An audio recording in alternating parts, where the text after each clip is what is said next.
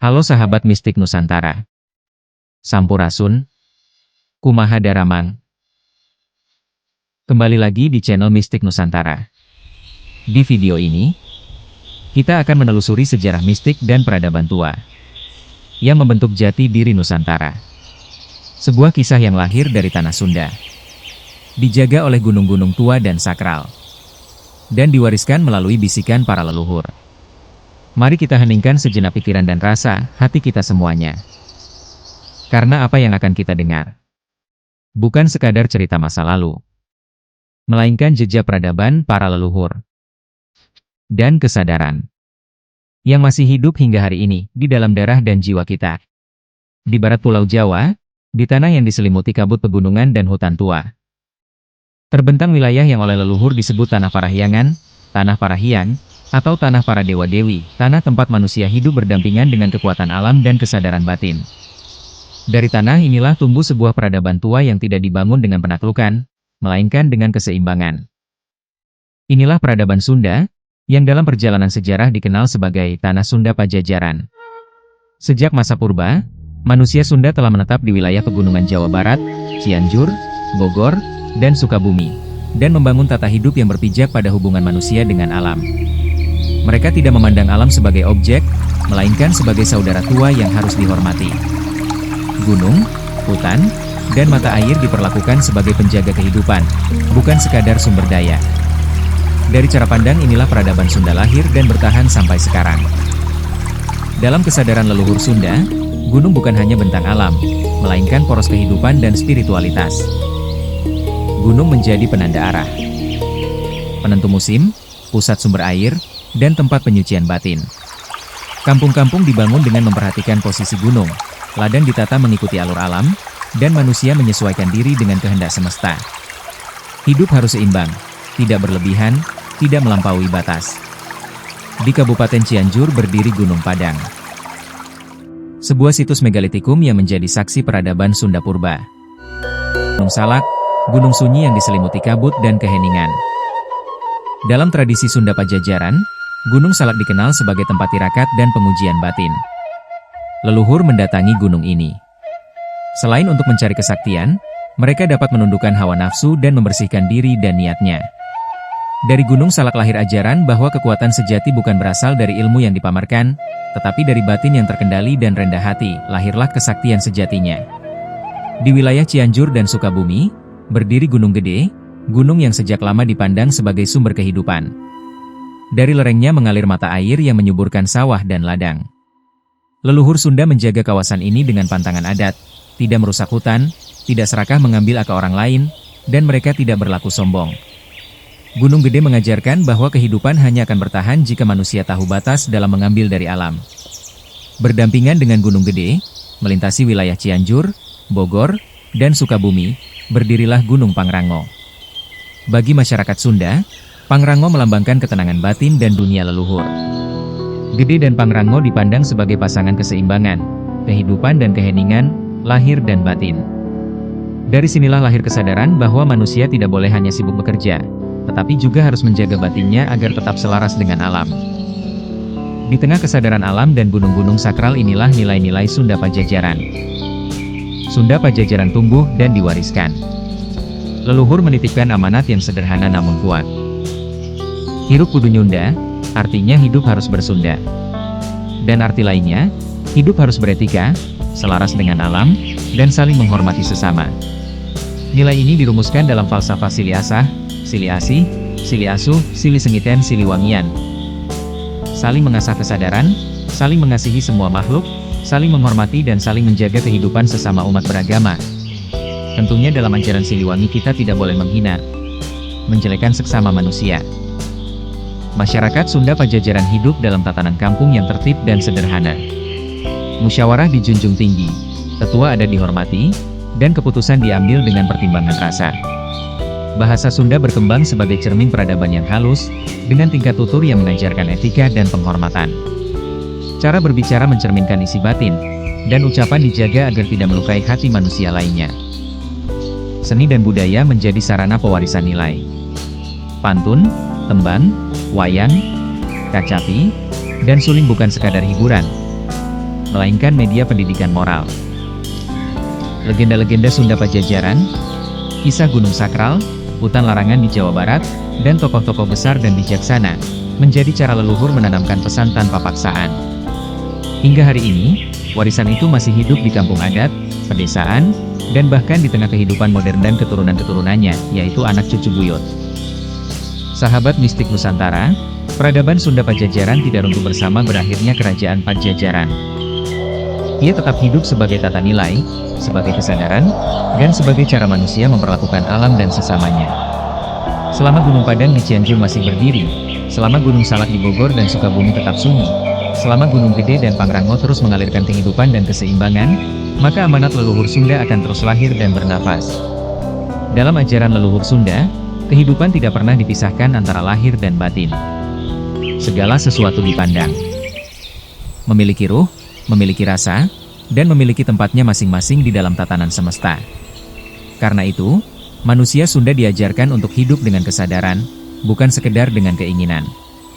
Setiap langkah, setiap ucapan, dan setiap niat harus melalui pertimbangan rasa, agar tidak melukai keseimbangan yang telah dijaga turun-temurun. Leluhur Sunda mengenal konsep tata, titi, dan laku. Tata berarti keteraturan hidup, menempatkan diri sesuai peran dan batas. Titi berarti kehati-hatian, tidak gegabah dalam bertindak maupun berbicara. Dan laku berarti perjalanan hidup, proses manusia menempa diri melalui pengalaman, kesabaran, dan pengendalian hawa nafsu. Tiga ajaran ini menjadi pondasi utama dalam membentuk manusia Sunda yang beradab dan berbudi. Dalam keseharian, ajaran ini tercermin dalam sikap someah kaasemah, ramah kepada siapapun yang datang.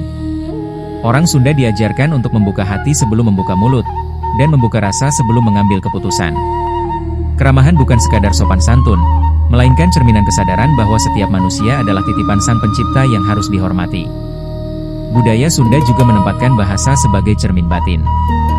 Tingkatan tutur dalam bahasa Sunda lemes, loma, kasar, bukan untuk membeda-bedakan manusia, melainkan untuk melatih kepekaan rasa. Dengan bahasa, manusia belajar menahan ego, menundukkan diri, dan menghormati sesama manusia. Ucapan yang halus dipercaya akan melahirkan hati yang halus pula. Dalam seni dan kebudayaan, masyarakat Sunda menyalurkan ajaran leluhur melalui simbol dan rasa. Kacapi dan suling mengajarkan ketenangan dan keselarasan napas.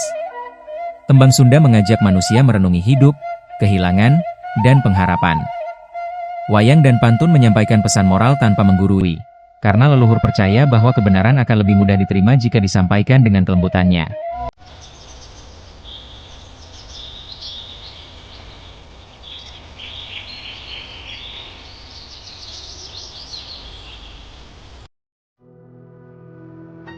Dan Sang Pencipta, yaitu Tuhan Yang Maha Esa. Dalam setiap persembahan, tersimpan pesan bahwa manusia hanyalah bagian kecil dari semesta.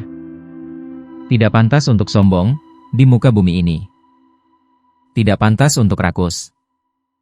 Dan tidak pantas pula untuk merasa paling berkuasa, apalagi paling benar, karena kebenaran hanya milik Tuhan. Ajaran Sunda juga menekankan pentingnya pamali, bukan sebagai larangan tanpa alasan, tetapi sebagai pagar kesadaran. Pamali mengajarkan manusia agar tidak melampaui batas, tidak merusak hutan, tidak mencemari mata air, dan tidak menyakiti sesama makhluk hidup. Di balik pamali, tersimpan pengetahuan ekologis dan etika sosial yang diwariskan secara lisan dari generasi ke generasi. Dalam ajaran Sunda Pajajaran, kesaktian bukan tujuan utama. Ilmu tanpa adab dianggap berbahaya. Leluhur meyakini bahwa kekuatan sejati lahir dari hati yang bersih, dan niat yang lurus, dan hidup yang selaras. Orang yang mampu mengalahkan dirinya sendiri dianggap lebih tinggi derajatnya dibanding mereka yang mampu mengalahkan orang lain, maksudnya diri sendiri, yaitu hawa nafsunya yang liar dan tak terkendali. Hingga hari ini, ajaran dan kebudayaan Sunda masih berdenyut dalam kehidupan masyarakat, di kampung adat, di pedesaan, bahkan di tengah hiruk-pikuk modernitas. Ia hidup dalam sikap gotong royong, dalam musyawarah, dalam rasa sungkan untuk tidak menyakiti, dan dalam keinginan untuk hidup damai dan berdampingan. Sahabat mistik Nusantara, memahami ajaran Sunda bukan berarti kembali ke masa lalu, melainkan membawa pesan kebijaksanaan leluhur ke masa kini di era modern. Di tengah dunia yang semakin bising dan tergesa-gesa, ajaran Sunda mengingatkan kita untuk kembali hening, kembali merasakan, dan kembali menyadari posisi kita sebagai manusia, penjaga alam, bukan penguasa yang haus kekuasaan, jabatan, maupun menjadi penguasa perusak. Cok urang Sunda mah pinter kabelingar. Eta jalmi teh. Karena selama nilai-nilai itu masih dihidupkan, ada paling depan untuk menolong dan membantunya. Nilai itulah nenek moyang Sunda mewariskan. Mengajarkan kita untuk hidup rendah hati, menjaga titipan alam, dan menyeimbangkan lahir serta batin. Inilah warisan sejati peradaban Sunda, bukan kejayaan yang ditulis di batu istana, melainkan kebijaksanaan yang hidup di hati manusia, dari masa lalu hingga hari ini. Kita sebagai orang Sunda asli Jawa Barat harus memiliki tanggung jawab untuk menjunjung tinggi nilai-nilai leluhur. Selain karuhun mewarisana budaya dan sejarahnya kepada kita sebagai keturunan suku Sunda Jawa Barat. Nah itu pusaka Pajajaran yang sampai sekarang menyimpan kekuatan dalam diri keturunan Sunda. Telah diwariskan turun-temurun oleh karuhun. Nilai tentang kesopanan, kebijaksanaan, rasa hormat kepada sesama, sayang kepada orang tua, hormat kepada guru, anak-anak, serta keseimbangan hidup dengan alam. Karena di sanalah jati diri orang Sunda dijaga. Dan dari sanalah warisan leluhur tetap hidup. Di tengah perubahan zaman ke zaman. Sahabat mistik Nusantara. Dari Tanah Parahyangan hingga puncak gunung-gunung tua Jawa Barat. Leluhur telah menitipkan satu pesan yang sederhana, namun mendalam. Manusia bukanlah penguasa alam, melainkan penjaga keseimbangan. Peradaban Sunda tidak dibangun dengan keangkuhan, melainkan dengan rasa.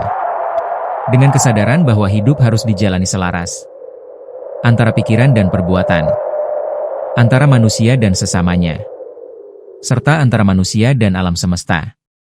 Gunung-gunung sakral mengajarkan kita untuk tegak namun rendah hati. Hutan-hutan tua mengingatkan kita agar mengambil secukupnya. Dan ajaran leluhur Sunda mengajarkan bahwa kekuatan sejati bukan terletak pada kesaktian, melainkan pada kemampuan menundukkan diri, menjaga lisan, dan merawat niat di dalam hati.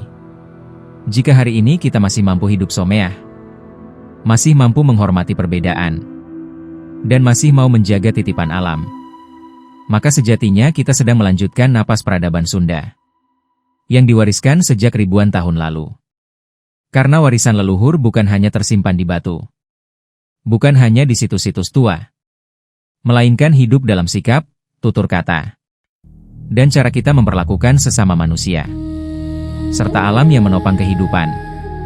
Semoga kisah dan ajaran ini menjadi pengingat bagi kita semua untuk kembali hening, kembali sadar, dan kembali menjaga jati diri sebagai orang Sunda dan sebagai bagian dari Nusantara. Terima kasih, sahabat mistik Nusantara, telah meluangkan waktu untuk menyimak kisah ini hingga akhir. Jika kalian merasa mendapatkan makna dan pelajaran, jangan lupa like, subscribe, dan bagikan video ini, agar ajaran leluhur Nusantara terus hidup dan tidak hilang di telan zaman. Sampurasun, sampai bertemu kembali di kisah mistik Nusantara berikutnya.